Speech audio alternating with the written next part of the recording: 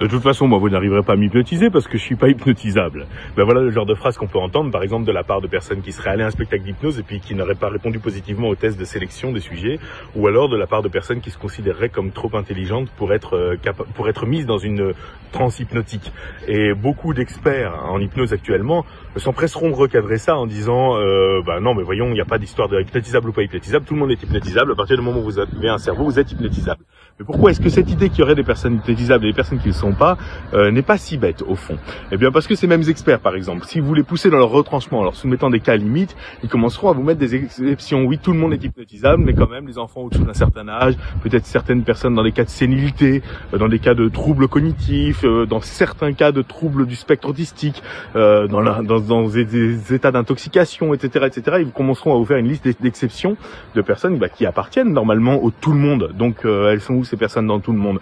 Donc on se rend compte qu'il y a un pourcentage de personnes théoriquement hypnotisables. Et quand je dis théoriquement, c'est qu'en plus on va vous dire parfois bah oui, mais cette personne-là, elle le serait, mais pas par moi, j'ai pas les outils. Ah bon, elle le serait par un hypnotiseur imaginaire qui aurait les outils parfaits. Ou alors cette personne serait hypnotisable, mais il faudrait 15 heures pour le faire. Ah bon, et puis personne n'y consacre 15 heures comme par hasard. Donc il faudrait être capable de définir qui est hypnotisable par les outils dont on dispose, dans le temps dont on dispose, et quel est le pourcentage. Et c'est quelque chose qui divise aux plus hautes sphères de la recherche en hypnose.